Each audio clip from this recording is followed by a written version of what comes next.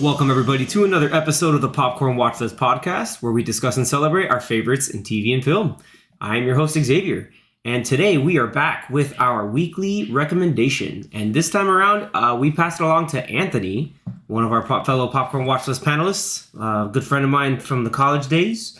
And he is going to introduce the next movie we're going to talk about. It's actually one of my favorites. But without further ado, Anthony, tell us what we're going to be talking about today. Hello. So today, because this weekend, so tomorrow, Friday, will be April 19th, 2024, whenever you listen to this. This is 2036. Someone's going to listen still to around in 30 years from now. This weekend, a Guy Ritchie movie comes out in theaters.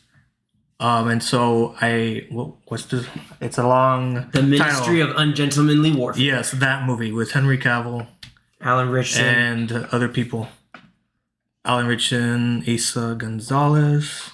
But yeah, it's a Guy Ritchie movie, and I quite enjoy either all of them or the majority of Guy Ritchie movies. They're usually really fun. And the very first one I watched was Snatch, and that's what we're going to be talking about today. So yeah, it's actually his second movie that was ever, I think, second full feature film. The first one being Lock, Stock, and Two Smoking Barrels. Mm-hmm. So wow, for a second movie. Yeah, for a second movie. What's really cool about honestly, like Anthony said, like he has a particular style with a lot of the various like elements that he likes to write. He's really good at interweaving various plot threads, usually within underworld crime, but with a mix of really fast wit and dialogue and really like fun edits, cuts, and like fun little effects that help drive whatever like mood or point in. A lot of it can be considered dark humor, ironic humor, but at the same time a lot of the dialogue, depending on the subject matter, can be really fast-paced, sharp, and if you're paying attention you get laughs but also great character development too. It's pretty similar to Edgar Wright, where Edgar Wright also does those very quick edits, but like his edits are very I think they're like more methodical, where it's like they're quick edits but they're like showing you, like telling you something really quickly. But yeah, Guy Ritchie movies usually have, or at least when he does these type of movies that are kind of like heist / bonkers gangster type movies that have a lot of plot threads going on, he usually has a lot of fun with his editing, going back and forth between all the different storylines. But yeah, that's that quick cuts. When I was telling X while he was coming in while I was watching it does remind me of Edgar Wright during the like Shaun of the Dead and those trilogy. Yeah, so like how you mentioned that, because I got those vibes. But actually, now that I think about it, because this is the first movie that I know I saw of his, but I remember his name because way back in the day, it might have been because this movie came out 2000. I think I watched it in like 2003, 04, sometime in high school, because I watched it with some of my high school friends. But I remember BMW did a bunch of like short movies back in the day, early 2000s, and there was one that I vividly remember that was a lot of fun, that had Madonna in it and Clive Owen. And Clive Owen was like Madonna's driver, and he drove her around. He had to drive her around, but like he ended up driving that BMW like crazy. But it was a really fun commercial, and it was pretty much, at least now that how we know it, classic Guy Ritchie, like the edits, the humor. And so that was actually the first thing that I saw of his, because he directed that. It was like BMW had a bunch of different short movies that different directors worked on, and he did that one with Madonna, which I think at the time he was married to Madonna. Yep. So that's probably why. He also, 2 years later, directed a movie starring her called Swept Away. It is not good. I'm just going to say that. So I'm not sure when the BMW short film came out and when Snatch came out, but I know that I saw the BMW one first. 2003. There you go. So I think I saw all these around the same time, and then I saw this movie with Clive Warren. Right, Clive Warren. And then so Zach and Danny were like, "What the hell is that reference?" But yeah, so then after watching that and then realizing that Snatch was the same guy that did this movie. It's like, oh, it makes sense. Like, both those things are super fun, and ever since then, like I said, I think I've liked like all the movies. Every time like I see a trailer and it's like a Guy Ritchie film, I'm like, oh, I gotta watch this. It's kind of like the feeling I get when I see Edgar Wright or Tarantino. I'm like, oh, it's gonna be a good time. Like I'm gonna like his movies, and but he's branched out though recently. Like he doesn't do these type of movies. It used to be that he did these gangster type movies a lot, but now he did the live action Aladdin. He's done all sorts of different type of movies. He did spy thriller in The Man from U.N.C.L.E. Well, yeah, well, the past I'd say 3 or 4 years, he's come out with 3 movies a year, secretly, like nobody's noticed. Like last year, he had I think 3. The Operation Fortune. Operation Fortune with Jason Statham. He had Kandahar, right? Wasn't that him?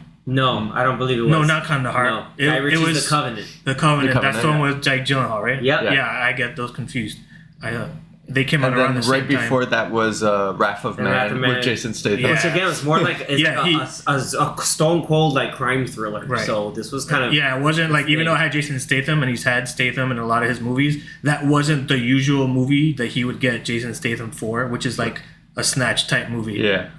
It was more of like a serious crime thriller, and it was actually it was actually very good. So it's like it was a different type of movie for him, but it was still done very well. So like he's shown that he can do different style of movies, and he can do them very well, and that he can do them with big budgets, like with Aladdin. He's also done Sherlock Holmes. Yeah. Oh my God. Those 2 movies are incredible. Yeah. Like that's like that and I think I was gonna save it till the end to do like some of these recommended stuff, but he has both King Arthur, movie. the King Arthur movie. Mm-hmm. Yeah, everybody liked that one, but I liked it. I liked it. I also liked it too. Again, it was that same style, like plots and stuff coming together, but just it was like a King Arthur heist movie. It was kind of interesting. But you also have there's a movie with Matthew McConaughey and a whole bunch of other called The Gentleman. Yes. And then in 2024. There's like another, I don't know if it's a spin-off or anything else. It's a series on Netflix called The Gentleman that just came out this year, which is really good. Yeah. It is really good on Netflix. So I recommend He did that one too. Yeah, he directed like a few of the episodes. He wrote most of it. Like it was his whole he directed the first 2 episodes. The movie's great too. Yeah, the movie's really great too. But going back into Snatch, the movie is basically this whole heist of these guys who try to rig and organize underground boxing fights that somehow get involved with a big time mobster in London, while other parties are looking for this massive 84 carat diamond, like this massive. Like it's basically like the MacGuffin of the movie is this diamond, so everybody's running around trying to get it. And again, like the cast is really great. Like everybody is used effectively, and it's a lot of fun. This movie, like there's just little things where like through certain interactions you get to learn about people, but then wild stuff, unexpected, like ironic happenstances occur, and great one-liners. The dialogue is so sharp. I love this movie. Like. Full disclosure, like we may go into some spoilers, but also we may be dropped because of the 24-year-old movie. Yeah. Spoilers. We may also be dropping a few F-bombs here and there, so if you are watching this around children, please put on your headphones. You have been warned, but it is freaking hilarious. So damn good. And I know before I do this, like I want to bring chance to you just said you're gonna drop F-bomb. Unexpected, man. It's unexpected. Gotta keep them on the toes. Yeah. Gosh, for fuck's sake, Chuck. Come on, Zach. Jeez. Do you like dags? You like dags? Dogs? Yeah, no. So that's the thing. So, and I think before we get right into the movie and like just how a whole bunch of this stuff just rolls together, like I think if we every time we mention Guy Ritchie, I know Zach immediately is like, ugh. Like he's like, yeah. He's like, I'm very 50-50. Only because you've seen one of his movies? Only no. Now it's 2, right? I think I've seen. This is now 4 or 5. Yeah, because which you've seen the 2 Sherlock Holmes and Aladdin. Yeah. And you don't like those? Which the 2 Sherlock Holmes, I think right now, those are still my favorite from his, even though I've only seen 4. Mm-hmm. And then Aladdin, which is a miss for me. That's an opinion. So That's that's all like 66%. Yeah, that's like 2/3. 2/3. I like this one a lot. Oh, also. spoilers. so 75%. So 75. We got him. Anyway, so I think Danny, you've seen this before, right? Like, No, I haven't. No, you haven't. No, This is it your was first me time and Zach watching this watching movie. this first time. Okay, so I want to Picked get well. your guys' whole take on like the characters' names, the whole major plot of everything. Turkish Airlines. Turkish. Dude, I love His the name's just introduction. Tommy. Like Tommy, he's like the gun. don't. Yeah. It's like, you like the gun? No, it's not the gun. It's because there was a ballerina named Tommy. And like, there's just everybody has like Frankie Four Fingers. dude, like I feel like I've heard that name before. It's probably from this movie. Like Brick Top, like you had the main the main bad, like the antagonist and villain of the movie is the mobster Brick Top, played by Alan Ford. Like he just has like this wildly commanding presence. He was just like, oh, it's just like this middle-aged British guy, like just walking around with some goons. And at the same time, he's just completely like every time he speaks, like he's obviously very commanding, but then like his second in command, he's just belittling all the time. Like, yo, what do you think, Errol's like, I don't know, sir. What did I tell you about thinking, Errol? Like the whole time he's just like, dude, shut up. Also, I want to like it's like every time he asks him something is a test, and then it's just like, no, you're wrong. But like all these characters are great. Like Turkish and Tommy, like basically like Turkish and Tommy, they're the box. They get into an agreement with Bricktop to try to like fix some fights and make some money. And their prize fighter ends up going. He goes with Tommy to go buy what they call a caravan, which is basically a trailer. They buy him from some travelers. Gypsies is a little offensive, so he goes for some Pike travelers, is what they were saying. I think Pike might be offensive too. I'm not sure. I'm not British, but someone fact check that. But wait, say it again? Because they call them in the Pikes. movie, they call them Pikeys. Pikeys. Pikeys? Yeah, Oh. so I don't know if that's offensive or not. But everybody has some more respect now because of shows like Peaky Blinders, since they're Romani travelers as well that became mobsters in the early 20th century. Whatever, the show's great. You should watch that too. But going back into this, Turkish and Tommy are trying to set things up, and they just want to upgrade their caravan. But travelers are known to be hustlers first and foremost, and so they end up getting hustled.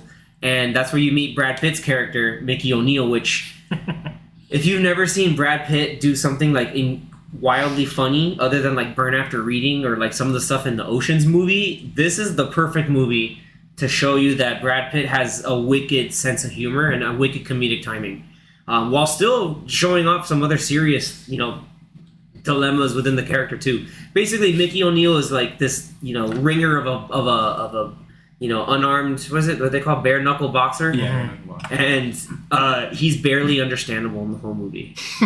Yeah, So if you don't have subtitles on, you probably have a very hard I time. had it with subtitles on, but I understood him fine. I don't know what's wrong with you guys. Without subtitles? Without subtitles. Wow, insane. dude. Without You're I don't amazing. believe well, I had it. You should prob- move to London then. I don't believe. I'm I gonna do had the subtitles on, and I was like, "Oh, okay." But I'm curious to see if I would have understood him without, because every time they were like, "What did he just say?"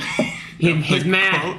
Yeah. Okay, look, that was the only part. See. No. Okay, that was the only part because I think they did it on purpose. obviously, yeah. Because if Turkish and Tommy are like what did he just Well, say? in that part with the subtitles, it said like Indistinguishable dialogue. it didn't say what it was. It probably wasn't even like actual words, but everything Yeah. else aside from that, I understood him just fine. So basically, in terms of all this drama going on, their fighter, what was his name? Gorgeous George? Yeah, I think his name is Gorgeous George. Like, he gets knocked out by Mickey, and they're like, "Oh, In Mickey!" one punch. In one punch. He's For- One Punch Man. For a while, I'm like, okay, so he killed him, but then we see him like an He showed up hour at the end of the later. movie. Yeah, With- he's still there with a the- massive the neck net brace, and and everything's like, "Oh, he messed me up braces good." in his teeth and everything. One punch, dude. One punch. Yeah, So, that punch looks brutal. But the movie starts with this like Benicio del group Toro. of a group of rabbis led by Benicio del Toro. They go into a heist and steal a diamond in Antwerp, It was right? 86 Antwerp, carats, Yeah. Yeah, 86 carat diamond in Antwerp. along And with other smaller diamonds. so he's basically trying to fence the diamond back in London with this other guy. He was like, oh, if you're trying to move rocks, you gotta talk to one guy, and that dude has the funniest name, Doug the Head. The guy who thinks he's Jewish. Yeah, he's like he walks around thinking he's Jewish, and like his ringtone is I think like a version of like Hava Nagila. Yes. It's messed up but funny. Dude, and so like the whole point, like one of the guys, so he talks to Benicio del Toro, who's Freddy Four Fingers, and he is trying to fix it up, and so then one of his like accomplices in the heist is like relatives with this other guy back in London. They call this guy Boris the Blade, played by veteran Russian character actor Raja Zerbedja. Or the Boris the Bullet Dodger or whatever. Boris because he can't die. He doesn't die. He doesn't die. And they're just like, dude, there's no way he like, and they're like, what the hell? That's a weird name. But they're like, yeah, Boris the Blade.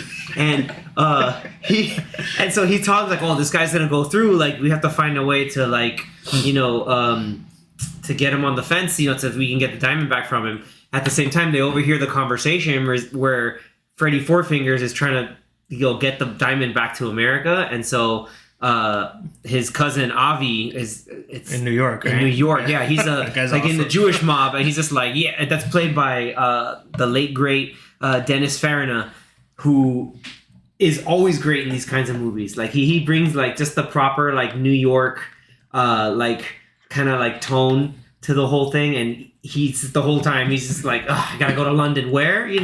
I was like, London, really shit. Mary fucking Poppins, the shittiest weather ever.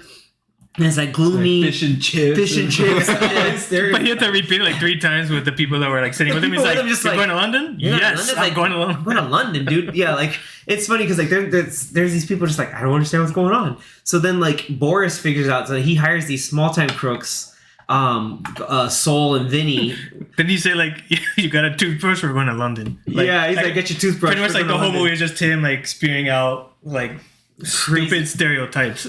Yeah, of anybody that lives in London. And so Boris is trying to just basically the whole point is like these people are trying to like steal his diamond, while at the same time it's getting in the way of this whole fight fixing because the heist for the diamond, like, or the secondary like robbing of the diamond, is going to be in this bookkeeping shop that's run by Bricktop, who that really cheeky and like scary mobster who loves monologues about feeding people to pigs, which is always kind of scary. Anyway, so you have all these people kind of intertwining. Well, with as greedy as a pig. The greedy line as a that pig. he said.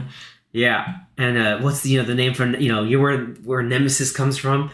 It's like he's menacing, but at the same time, like you have like. Was it there's a time where he talks to like those low life those low criminals, Vincent. He's like, who is this guy? Like he's trying to be menacing. He's like, I don't know who this guy even is. Like, am I supposed to be afraid? It's like obviously you feed people to pigs, so I don't understand what's happening here. And it's this whole like calamity of errors and happenstance, but like people still have like a plan at the end, and it's hilarious. Like the whole movie is great. Like everybody has like all these characters have their little moments to shine, or like just to kind of get their comeuppance. Like this guy who was in Trainspotting with Ewan McGregor, Ewan Bremner, he's he pulls up to the car that this other character played by Guy Ritchie favorite Vinnie Jones, Bullet Tooth Tony. He just pulls him in. He's like, "That's a nice tie." And he pulls him in. He's like, "Wow, what a predicament! Now you have yourself with this tie. It's how ironic." When he raised the window up and he's like, and he's just like, you can go faster. He's like, no, don't do it, Tony. What are you doing? He's like, where'd you get the thing? And it's basically trying to get him for information. Yeah, Vinnie Jones is proper awesome in this movie too. I think that Guy Ritchie just knows how to write for Vinnie Jones whenever he's in his stuff. Like, just him. Yeah, no. Him and Jason Statham. Like, he can do no wrong with those two actors. So when Saul and Vinny hire Tyrone as their getaway driver, Lenny James, I forgot. Yeah, from Walking Dead. Mm-hmm. Yeah, like and other stuff. I didn't know he was British. Yeah, he's British. I did not know he was. Yeah, he sounded totally different. I was that like, was not for you to do. That's how I remember that line. I'm like, wait, this isn't the Morgan I know. Yeah, the Morgan. He's just a hella incompetent criminal. But okay, when they try to rob the bookie place, that part was awesome. He's like half into the. Dude, Vincent's stuck. Vinny's stuck. He's like, "Help!" And then he blows the hole because of the. Then they made a whole point about like, why'd you bring this massive anti-air gun as a shotgun? It's like, you need to make a statement. And then like, because that was like Soul going, dude, you're an idiot. Then he grabs it and then, I'm able to make a statement. And he finally got the girl to bring it down, and the whole point is like, do you know who you're robbing? And that's the whole like their connection to Bricktop. She's like, there's no money in here. She's like, all bets are off. I was like, what do you mean? Yeah, all bets are off. There's no money here. He's like, what do you have? He's like, I don't know. It just goes to a bag of coins. It's just coppers. He shoots the door and the bullet ricochets back. Breaks the bag of coin and shoots the guy. Not even. He even said it didn't even hit you. Yeah. Like, it's the whole point. It's like, what are you doing? Get up. And then they shoot the door. Doesn't the girl like the No, Tyrone the opens teller? No, but the teller like takes the gun away from him and starts trying to shoot at them. Back, yeah. And then the whole point But is the trying door to shoot the door opens easily from the other outside. side. Yeah. Just Tyrone just rolls up and is like, hey guys, what are you doing here? And then the whole point of how they got their beginning, because Four Fingers was supposed to go and drop off the diamond there, but then they were supposed to rob him, but because Tyrone can't park, he forced them stuck in there. He couldn't open the whole thing. And it's like the whole point. They thought they saw Freddy Four Fingers because they're like, oh, we're just looking for a guy with 4 fingers and a briefcase. So they saw a guy. They just saw some random guy in a briefcase walk in and thought it was not a guy with 4 fingers. And then they were like, how many fingers does he have? Look. He's like, I don't know. And then, but Tyrone like parks way the hell over there, and like, dude, what are you doing? Just park right in front of the place. Like, no, man, I can't fit there. What do you mean? Like a whole jumbo fucking jet can fit in there. What's wrong with you? And like he tries to do it, and then that's when he forces the van, and then that means that Freddy's stuck in there, and this whole shenanigans happens. Dude, this like there's so many little things like that makes this movie amazing. I know, Danny, you had some other moments that were sticking out to you as well, like maybe stuff like from the boxing fight. Like I want to hear what you loved. I like the boxing fight. Well, especially towards the end, that last one where every like couple seconds he's like, "Don't knock him out! Don't knock him out!" Yeah, but no, but you have to hurt him. But you have to hurt him. But don't knock him out. And you see he's like trying to, and like, he's just like this, like you can tell, like because we have to talk about stuff, a little bit of stuff leading up to it, because you have this whole like drama with Bricktop and Tommy and Turkish, where because they brought him in for the first fight and they just knock him out in like 2 seconds. 2 seconds. It's just like he's like, you're messing with me, kid. And then Bricktop and his goons show up at Turkish's office. They take his money that he was saving, but at the same time, he's like, "Oh, set up some tea." He's like, and then like Turkish is making him a cupper, and he's looking, he's like, "Oh, you want some sugar?" And he's like, "Ain't I sweet enough?" Like I was automatic. I was like, "Man, this guy is a piece of work." Well, but, from the beginning, like it was supposed to be Gorgeous George in the original first fight. Yeah. That was gonna be fixed, but because Gorgeous George got in a fight with Mickey, Brad Pitt's character, earlier in the movie, Brad Pitt whoops him in one hit. And then so Turkish's idea was like, well, let's just get the Pikey to be in the fight because we don't have anybody else. And I think when he tells Bricktop that like, oh, we have a new guy because Gorgeous George couldn't come, and he started freaking out. He's like, just make sure he falls in the fourth. Like they kept repeating, like, make sure he stays in long enough so he can dive on the fourth. And you remember when Bricktop was leaving, like some other gangsters like, "Oh, come on, man, you messed me up here." And he's like, "Oh, hey, man, it's cool. I'll get you next time." And then some other guy tries to step up, and he just immediately puts him in his place. Like that was wild, dude. Like he just immediately was like, "You come at me one more time, I'm gonna cut your shit up." And well, he cut something. He like sliced his leg or something, hand or something like that. Yeah. Like he's just like, yeah, it was pretty scary, like how quick that was. Like he went from like, yeah, I was gonna schmooze up with other gangsters to then like immediately menacing and violent, which again, like Guy Ritchie does a good job of writing some of these character moments and to figure out, especially like with Mickey and the rest of the travelers, like they have, that like they've already set in places like they're always gonna try to hustle you, and like every time they're trying to one up the hustle and like and even then, like you had the mom even say like, "Oh, don't go fighting because always bad things always happen when you fight." And it was almost like an interesting foreshadowing from the beginning too. Tyrone is just the fact that like, as Tyrone being kind of portly and they're making fun of him, he's actually the most competent between him, Vinny, and Saul. because he recognizes Freddy Four Fingers, and then they kind of put him back in the car and take him to Boris the Blade. And then there's a whole nother shit. You know, the whole thing was that Boris the Blade hired these 3 guys to get Freddy Four Fingers. He's like, I'll give you 10 grand if you capture this guy. No, didn't he say you can take whatever? Yeah, it's like whatever. Take whatever is in the bookie place. Yeah, and then just bring the guy back to me, and I'll give you 10 grand. And then like they realize afterwards when they capture him, they're like, oh, this guy's holding a diamond. They're like, so we don't want to give this guy to you because we want to keep the diamond. And that whole interaction was funny. He's just like, how about I give you the 10 grand and I just take the diamond? Yeah, it's just like Boris is immediately just like, just shut up, take this money, and I just take whatever's there. And it's just like everybody like trying to go back and forth.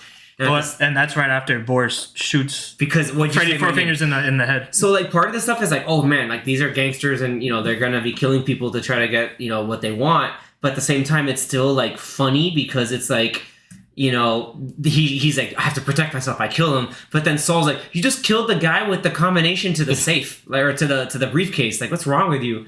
And this is just like, he's like, all right. He just chops his arm off. He just the blade part of Boris the Blade and just chops the whole thing off. Like, there's so many. Like, there's another sequence. I forgot exactly where, but when they're pulling out the gun and it says replica. No, but then he has a Desert Eagle. So that scene is amazing. So that's where we earlier we get introduced to Vinnie Jones' character, Bullet Tooth Tony, because they hire him as a hitman to like a bounty hunter or whatever to try to find Freddy Four Fingers because they don't know. And Avi's like, he goes to like Avi talks to Doug the Head, like, who do I get to this guy? They bring in Bullet Tooth Tony, and they're like, why do they call him Bullet Tooth Tony? Man got shot 6 times, and like in one go. He got shot 6 times and then took 2 of the bullets and then formed them into some grills on his teeth. And like just as kind of like, oh, this guy's a badass. Slow-mo sequence of just like, I got shot. And he's just like, what? And then he goes back and just makes that guy pay. Oh man, that whole sequence is again like over the top and ridiculous, but again establishing Bullet Tooth Tony as a badass. Anyway, like he is at that point where they hire him and like they try to find the fact that, okay, cool, we got the diamond back from Boris, and they get to some point in this bar, and Saul and Vinny and Tyrone try to like jump him, but Saul says, oh, we don't have any guns, because Boris the Blade normally sold people guns, which, funny enough, remember when Tommy tried to like, oh, test out the gun, and then he shoots it out of the car, and like nothing happens?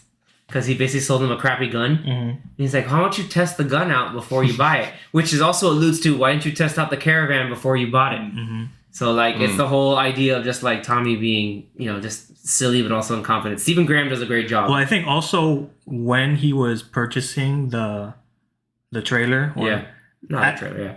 We're America. When they were purchasing it, it seemed like the whole family was like around it, and they were like, I think, loosening it up as they were like doing the transaction. During the conversation. So I don't think it was like bad before they gave it to him. I think they just made it. Oh, they right on the spot. So then when he drives off, they're like, oh, it wasn't broken before.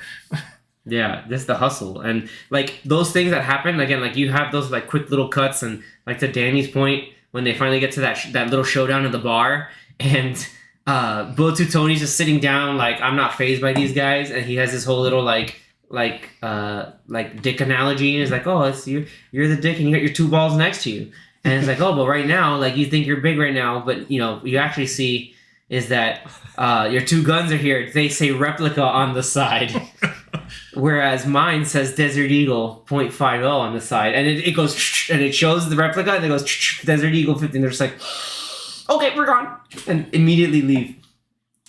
He's like, your balls are slowly shriveling. Yeah. But how we got to that beforehand, because Avi found Boris somewhere else, and so he had his henchman Rosebud to go like find him. Okay, so dude, that whole I want to talk about that. So that's my favorite sequence. It's like a 10 to 15 minute sequence of when they start out the whole like driving scene, and it's like the 3 different storylines of characters all in a car, but it's like out of sequence. So like it's like going back and forth between all 3 of them, and but then you realize that one of them's like ahead in time, and then when they show the other one, it like hasn't happened yet, what you just saw. And it's hilarious because So I think Rosebud is driving, and he ends up running over someone. And isn't that No, Rosebud's in the back seat. Well, whoever's driving. Yeah, Vinny Jones is driving. Yeah, Bullet Tooth Tony's driving, and Avi's in the passenger Right, side. and they end up hitting someone because they got blinded by milk or something like that. So what happens is Turkish and Tommy are driving back from Mikey's group of people because they made a bet, and they're like, oh, we'll bet you that if these dogs chase and kill the hare, then I'll do the fight for free. But if the hare gets away, then you gotta upgrade my mom to powder blue. Was it powder blue? Like a powder blue trailer. Like, I want her to give her a top of the line trailer. And that whole bit, they get hustled, and then that's also intercut by Tyrone getting jumped by Bricktop's men, and they're just like, like he's getting interrogated, and so they're driving back, and that's when Tommy like tries to use the gun. He's like, man, this gun is crap. And then they're drinking at the same time. Turkish is drinking milk. And Tommy's like, oh, I heard that, like you shouldn't be drinking milk. We only domesticated, cows. Because like the whole lactose intolerant. Yeah, it's like it's only been around for 8,000 years. Like we can't do that. So he takes the milk and just chucks it. And then you hear a car crash, and they're like, damn, okay. Like, but then we go back to Bullet Tooth Tony, Avi, Rosebud with Boris the Blade in the trunk.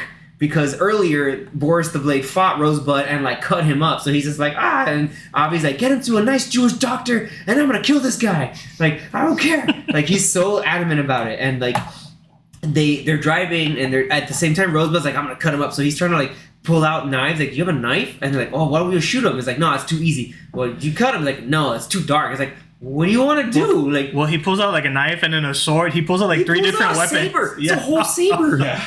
I was like, what is this thing? And that was the whole thing.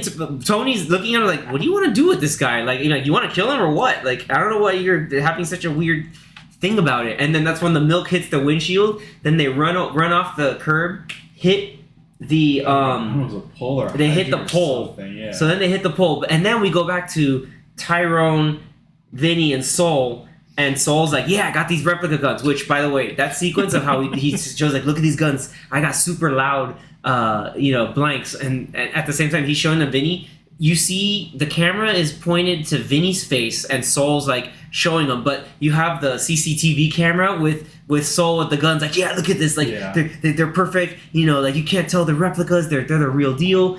And then with that whole sequence is hilarious because Vinny's just like, the hell is this? Like, why would you get this? This is not gonna work. Like, he's like, what are you gonna do? Deafen them when it finally comes down to a shootout? Like, okay, sure.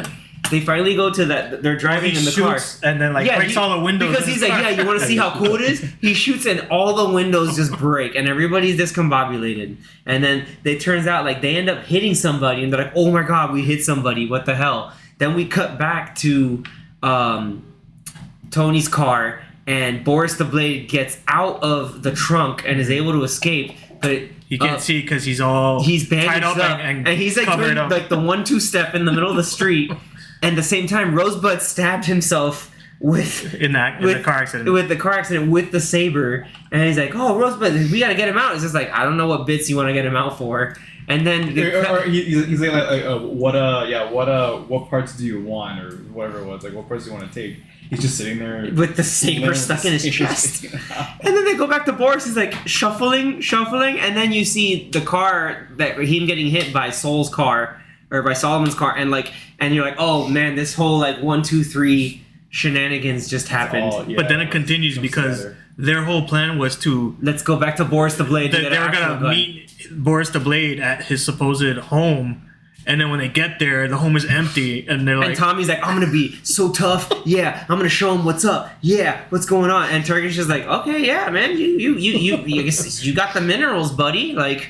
Looks like you got the minerals to make it happen. And then you just see like the guy who got run over was Boris the Blade, and he's not dead. Like, he's like walked back to his house all bloodied and angry and just rambling about something. And then Tommy's like, hey, why don't you do that? And he just nut checks him. And Tommy's sitting in the corner and like all like, ugh, and the Turkish still looking around like, the hell is happening? He comes back out with like an AK-47 with a grenade launcher, like hell bent on just getting these guys back. And it's insane. Like then the whole thing with the dog. The dog. Oh my! And the squeaking toy. Because again, Vinny got the dog because he made a deal with the gypsy travelers. Mm-hmm. He's like, "What are you doing with that dog? No, that dog's not coming in here." Yeah, we do. Why are you taking off the leash? I want to get used to it. He's just gonna go back to them. Like, what do you mean? How do you know it's to get back? Have you seen all that place? Have you didn't you smell that place? Like, they know the smell. Like, no way, man. That dog's great. And then the dog ends up eating the chew toy. And then it ends up eating throughout the movie. Every time it barks, it also squeaks. Yeah. It's like, so that part, I remember that part. The first time I watched it, it was hilarious. And you're like, dude, this poor dog. And then, like, again, like, there's this whole thing of, like, oh, like, Mickey doesn't want to fight, or Mickey's going to do this thing, and, like, oh, we're going to force him to play by the rules. And then it gets really dark because Bricktop's like, yeah, we're going to make it happen because, we're going to make sure he gets the message. And then, like, the narration from Turkish is like, oh, they went back to the caravan community, and, yeah, like, he decided to send a message by burning his mom's caravan down with her still in it. And that's what I was like, damn, the movie really took a turn. And, like, even the beginning, I think, going back, like, understanding how menacing Bricktop was. You remember when they were in the boxing gym, and the guy's like, yeah, so, he's kind of, like, introduced, but then one of his henchmen, he calls him out, like, oh, why are you stealing me? You're stealing from me. And so he does the whole, like, what's it? It's like a black bag, or, like, a plastic bag. Like, it's like a 1, 2, 3 combo of just, like, oh, this guy's done. Like, they suffocate him, cut him up, feed him to the pigs. And then it's like... And then later on, you see him feeding the pigs. Yeah. Yep. Yeah, right. He's with Turkish, and Turkish is there, like, just wanting to get the hell out of here. Like, please get me out. Like, I can't. Like, I need to get the hell out of here. Because then he's narrating all this, and he says, because what's this guy's name? Bricktop? Yeah, Bricktop. So he says something along the lines of, I'm doing you a favor, and then narrator Turkish was like, that actually means that I'm doing him a favor. Yeah, like, I'm actually doing him a favor, and this is the kind of, like, the back and forth deal that's happening, and if we do it too much, then we're going to be in debt too hard, and it's going to be bad. Yeah. And that was that first part where we're introduced to the character, and like, the two guys are boxing. Later on, then kind of the same thing happens where they come back, and they're he talks about how they lost Gorgeous George. Yep. And then again, Bricktop is saying something, and then narrator Turkish says something like, that means that he's got me in his pocket. Yeah. Narrator's like, yeah, it means, like, that's it. Like, I'm like indebted to him because he's like, I gotta play by his rules. That's what it was. And then, like, those two henchmen that he just, like, murked both those guys in front of the two boxers, and the boxers are like, oh my god. And then one of my favorite situations is that Tommy's like, oh, what about the other two fighters we have? Like, we can just use them as replacements. We don't have to go back to the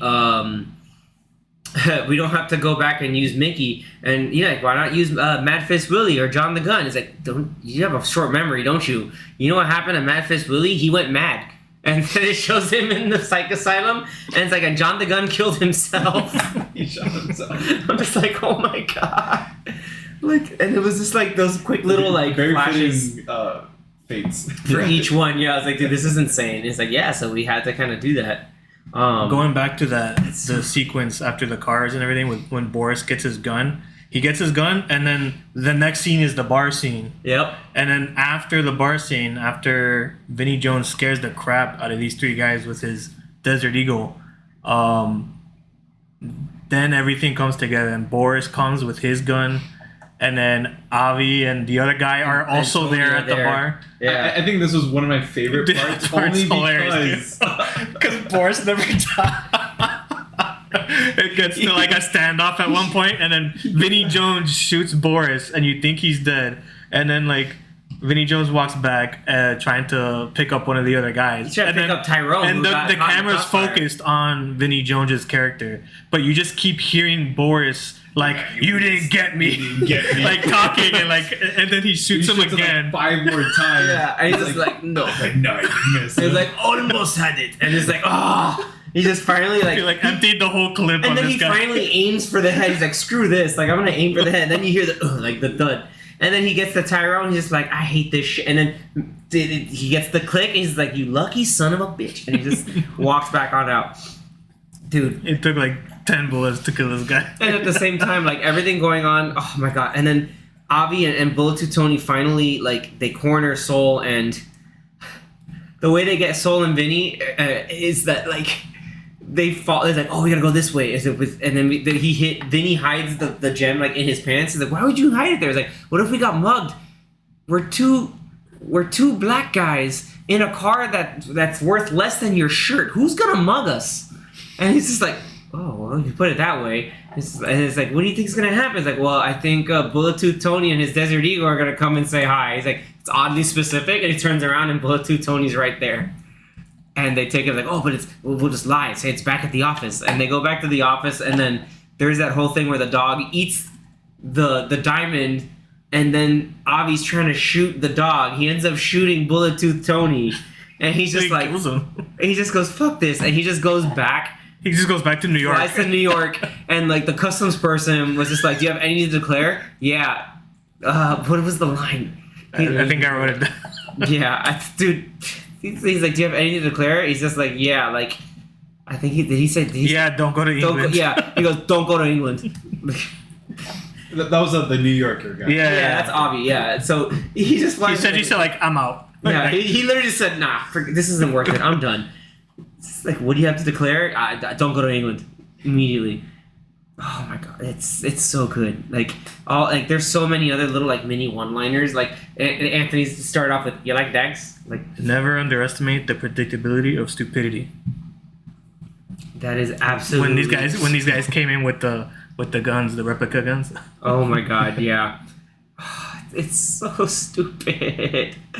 I mean, Zach, do you have any other like moments that you liked? Like maybe the big reveal at the end of how like the whole master plan that came together. I like that a lot. It was really well done. Like a little plot twist. You think that? Yeah. Oh, Mickey took his mom's death surprisingly well. Well, as it turns out. Yeah. Oh yeah, he took her death lightly, and then then we find out that at the end, it was all kind of set up. We think the match is a setup, but there was a setup on top of the setup because Mickey's like gypsy brothers, I guess you want to call them. I've been betting on him the whole time. And they took down Bricktop's boys that were at the camp at the trailer park where the gypsies were, thinking that they were going to jump on them if Mickey won the fight instead of throwing it and ran away. Yeah, and like running away, and Bricktop's like, yeah, I'm gonna murder you if you get out of here.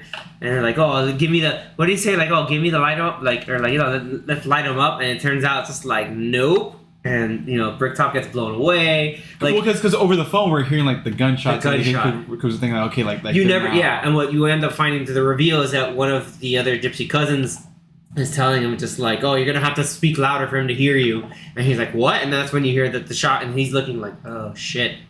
Well, and then also initially, they go out to like the back alley, and you see Mickey, Mickey, Tommy, and Turkish trying to get away in the van, and then the Bricktop. I keep forgetting the name. Yeah, Bricktop.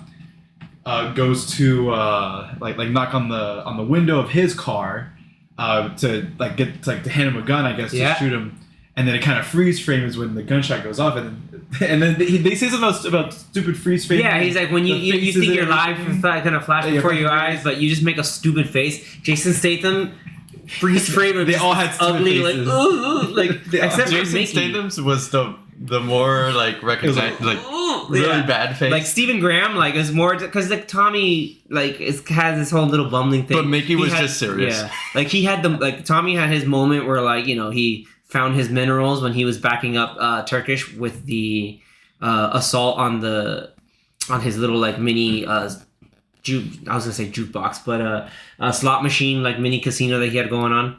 So like it was a point where like like you still see like Tommy a little bit of it, still kind of a goof, but Turkish like that was great. And then that's when you get the big reveal. It's all part of the plan. And then he goes back a little bit. Then we see like more of the story where the goons actually get overtaken by the gypsies, and then they take the van and they drive it back to where the fight was, and then they're the ones that instead of because we hear the gunfire, right? Like in the background in that initial like phone call that Bricktop makes, and then they cut to when they show up to the fighting venue where they're in the car instead of Bricktop's goons, and he shoots.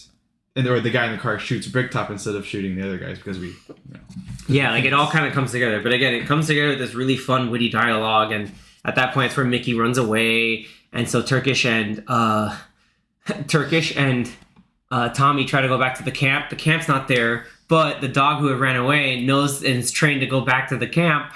And then that's when the cops finally show up because they saw stuff going down. And all of the cops are like, "What are you guys doing here?" Just like, taking the dog for a walk. Get the dog. What's in the car? Seats and a steering wheel. It's like, damn. Like, what do you think about gypsies? They can't be trusted. They can't be trusted. They're like, Okay. all right, go about your business. Have fun. And then Tommy's over there trying to chase the dog down. He's just like, come on, Like, Daisy. what are you doing, man? You just get the dog. Get the dog. Come on, buddy. Okay, that I found ridiculous. He said, "Come on, Daisy, the good boy." He's such a good boy. Exactly. Good That's boy. the whole point. I was like, Come on, dude, Daisy. this is No. great. This is so dumb. And again, like there are other little stupid How stuff. did Like no one catch that? there's other very stupid little pieces of dialogue. Like when I forgot when I guess they're trying to set something else up with Turkish is there, and then like the guy around in his little caravan, sausage Charlie like cooking the sausage. Hey, how long to the sausage? 2 minutes, Turkish. And then like they're talking again. They go back like, how long for the sausage? 5 minutes. Like it was just 2 minutes before. 5 minutes ago. 5 minutes It's ago. 2 minutes, 5 minutes ago. Like, what's wrong with you? And then like again, like all the little silly stuff with Tyrone, Vinny and Saul, and the fact They get caught by they the get police. caught by the police, and they're like, "What's a dead body doing with missing hand in your boot?" And he's just like, "I don't have an answer." Like he has the look of like, "Dude, I don't have an answer, man. Like, I really don't know." And then but beforehand, like again, Tyrone's their getaway driver, but Vinny's just ragging on him the whole time. He's like, he's a getaway driver. What the hell? What the fuck can he get away from, huh? Like. He's like, well, he's really good in tight spaces. And then he goes to the whole parking situation, where they back into the van. It's just like, it's a 4-front truck. It's not a packet of fucking peanuts. They all look, and Tyrone's like, it's a funny angle. They all look back. It's like, it's behind you. Whenever you reverse, things come from behind. Like I'm remembering a lot of these now, and like, it's just, there's so many of these. It's so good. And like it's funny, and they make it a point that like every time you make a deal with the gypsy travelers, like you always somehow get a dog in the deal, but then the dog always ends up running back. Like, and even Tommy's like, I like dogs. Yeah, I like dags, but I like caravans more. Like, dude, it's so great. Like, it's like Avi just being like the ultimate, like trying to be the sane but like completely unhinged angry person. Boris the Blade being just like out of hand. Like he again, it's everyone is like this weird level of hustle that like you just like it just becomes so comedic, but at the same time like it's written that there's real stakes. So like this movie honestly is like if you want like a quintessential like Guy Ritchie movie, this is the movie like to watch. So I'm really glad that you two specifically had never seen it before until now. Like I know Anthony and I, it's like that's a low key favorite of Anthony and I because of all these little things. Bless you. Bless you. Thank you. I actually I first saw this movie when I was in college. A friend of mine, his dad was talking about, oh, you've never seen Snatch? Like, dude, we gotta watch this. And like he pulled up the DVD and I'm just watching it just from the beginning. It's like, dude, this is hilarious. Like just like the dialogue of Frankie Four Fingers, like and when they're disguised as rabbis, like walking into the whole idea of this whole theological thing, and the other accomplices, like, dude, shut up! Like, what are you talking about? It's like, come on, making conversation. Dude. It is Frankie, right? I think we kept saying Freddie. Yeah, it's But Frankie Four Fingers. And then you know why they call him Frankie Four Fingers? Because he likes gambling. Don't get gambling, and he can't pay, so they chop up some other bits. They don't just chop up your hair.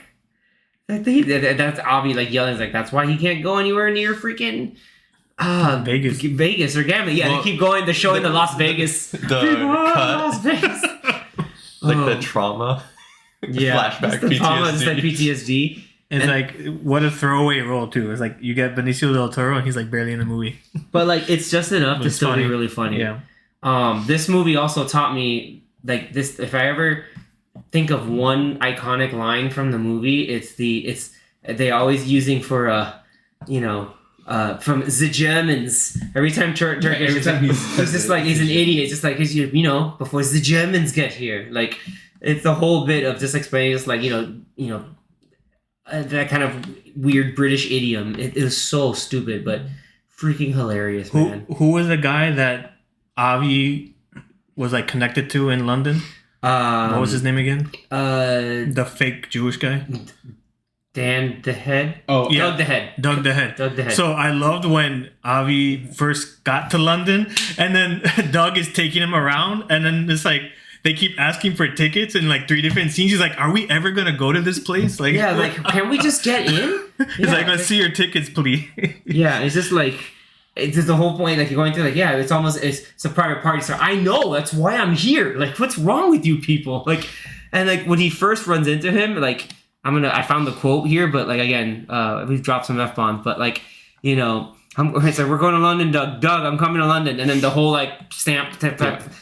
Concorde jet flies to London. Doug sees Taking him. a shot. Yeah. Doug's like, Avi! He goes, shut up and sit down, you big bald fuck. I don't leave my own country, Doug. I don't like leaving it for anything less than warm sandy beaches and cocktails with little straw hats.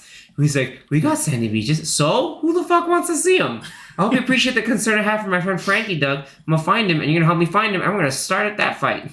Like, going to the fight that he was gonna go to gamble because Boris was like, oh, I'll pay. You don't need money for a gun I want to give you, but I need you to place a bet for me because it was like, oh, I'm gonna lure him into placing a bet for the fight, and that starts the whole thing. It's great. Like it follows a logical course. It's as wild and kinetic as it is. I think it's still overall easy to follow, and it's hella entertaining. It's just wicked witty and really fun. Bloody brilliant. Bloody brilliant. From 2000s. Any other final thoughts, Zach, Danny? Garbage. No, it was fun. I enjoyed it a lot, and very 2000s. But and that dog is adorable, man. the dog was great. The cast was great. It was funny. Yeah.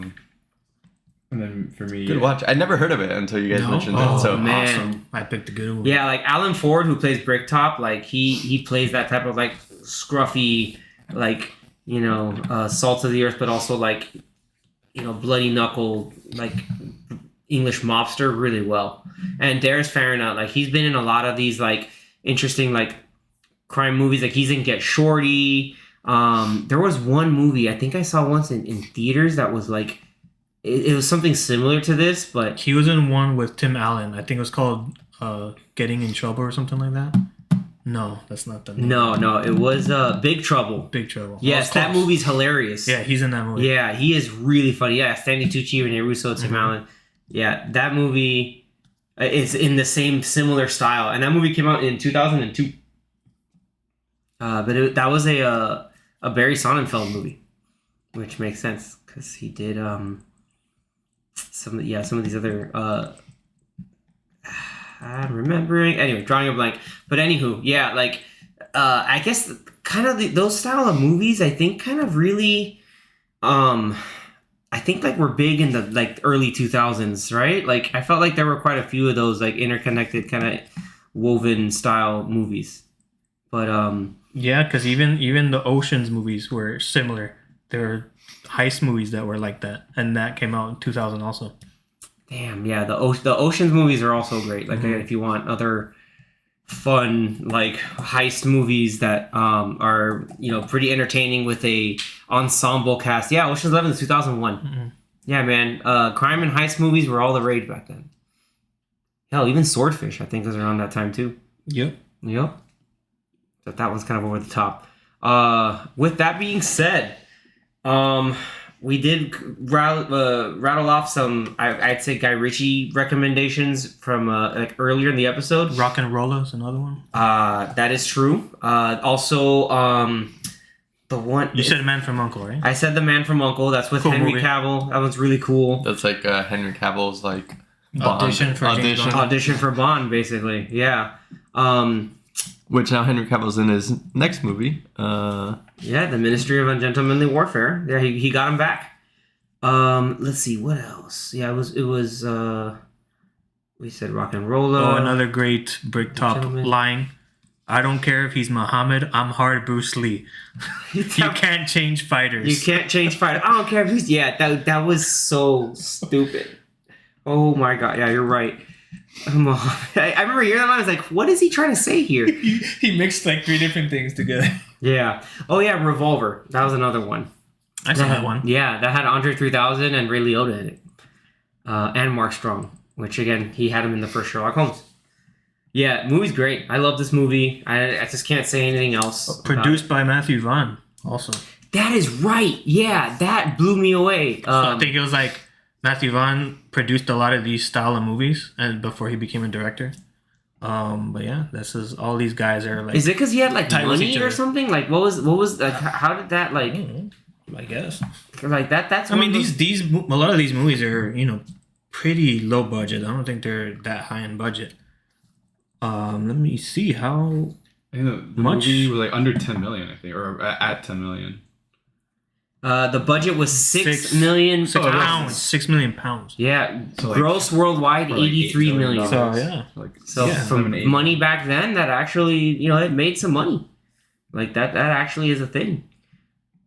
Yeah, man. So I'm glad to see that you guys liked it overall. Like that was really, really good to see. Because I know like sometimes like, again, like Zach had his whole like, oh, I don't know about Guy Ritchie stuff, but I think seeing more like what's in his wheelhouse, I think you're like, okay, yeah, he can do. Like, so your Guy I like it. Ritchie dislike is just Aladdin.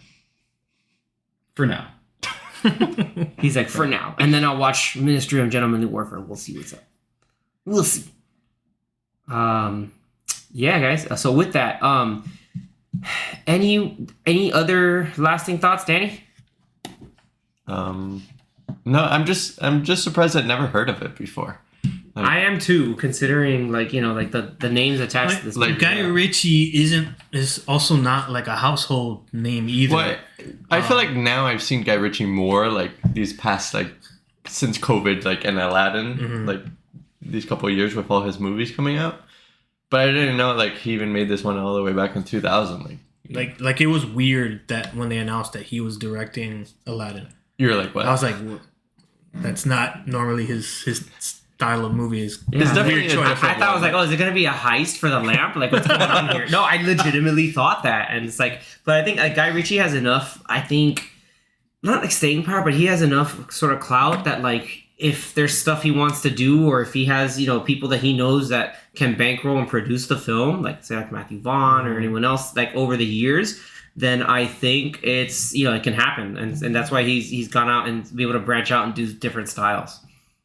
So overall, pretty good stuff. He didn't do Layer Cake, right? But I think he Matthew produced Vaughn directed Layer Cake. it. But and I think he That was with Daniel Craig. Right. That was like one of the movies that made Daniel Craig Probably be more Bond. widely known, and then just soon after that he became Bond.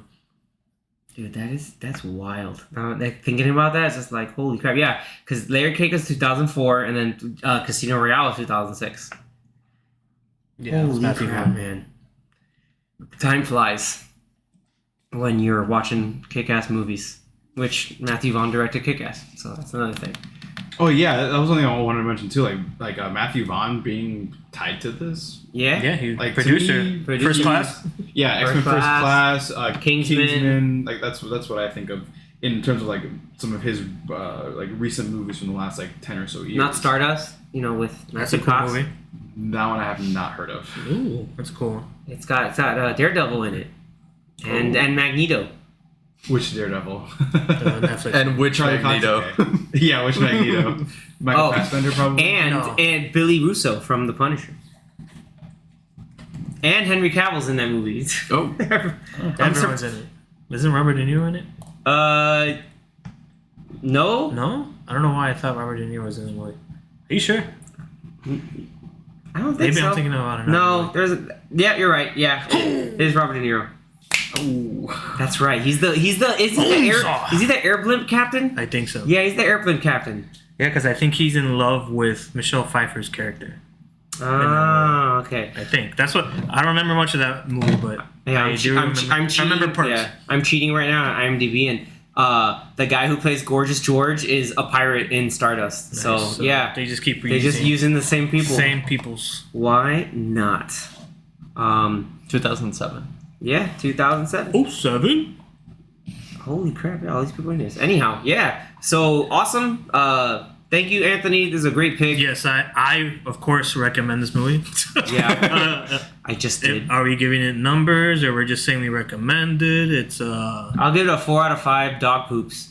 Well, is that That's very is like. that a yes? I'll or give it no? a It's a 80. backhanded It's a compliment. backhanded compliment. I'll give it a 85 carats of diamond. 85 carat diamonds. Okay. 8.5, I guess. I'll give it a one punch knockout of a recommendation. How about that? So you're giving it a 1 star. No, 1 out of 1 because the Oh. fight's outdone in 1.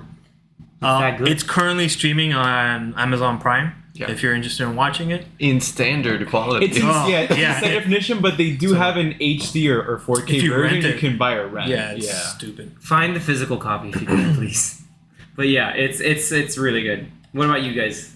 Any other cheeky recommendation or any other cheeky review number score? I give it 0.50 out of 0.5 out of Desert Eagle? 0.60. 0.50 out of 6 point out of 0.6. Okay, cool. Desert Eagle. I was gonna do the 4 out of 5 fingers. 4 out of 5 fingers. Frankie. That's- no, I think yeah, that's it, 4 out guys. of 5 fingers. Anthony wins. It's 4. We gave it a true Frankie. We gave it a true Frankie 4 out of 5 fingers. Very, very good stuff, guys. If you enjoyed this episode, please let us know on all the socials. We're on X, Threads. We're going to post up some fun emojis this on Instagram. If you want to continue the conversation or share some of your other fun wicked crime like interwoven story crime movies or stuff like Bullet Train. What was the other one that was set in Vegas with like Chris Pine and like all these other random people? Oh, that's not the same, but it's not. similar. It's like very similar in that you have all these like different like crime guys coming in and like I think Ray Liotta was like Jeremy Piven. There's a lot of people in that movie. Ryan Reynolds, yeah. There's a whole lot of wild stuff. Common. There's a whole bunch of people in that movie. I'm trying to remember the name. Ben of that Affleck movie. is in it. Yeah, like Smoking Aces. Aces. Yeah. Yeah, Smoking Aces that movie's really badass. Yeah, Ryan Reynolds is in it. Like it's another one of those like crime action-y kind of, but like overall interwoven kind of thing. So and also pretty wickedly funny too, especially with like what is it, not Basher Brothers, but like those the Tremor Brothers or whatever it was with like Chris Pine and Keamy from Lost. Yeah. Anyway. If there's other movies that are in the similar style that you like or would recommend, definitely reach out to us. We'd love to keep the conversation going. Thank you again. Like I said before, thanks for tuning in. And until the next week's recommendation, Danny, do you have a little roadmap of what we have, or you want to keep it a surprise? Well, next week we're going to do the Ministry of Ungentlemanly Warfare. That's right. Since that was Anthony's pick for today, our lead up. We'll keep to the it. Guy Ritchie going. Yeah. And then we'll just watch Aladdin afterwards. No, we'll just watch The Gentleman on Netflix. But yeah, we'll review that one since it's a new one. Exactly. Up, so. All right, cool. I'm looking forward to that one because that one just looks like a fun old time. All right, with that, again, thank you so much. See you again until next time. Later. Laters.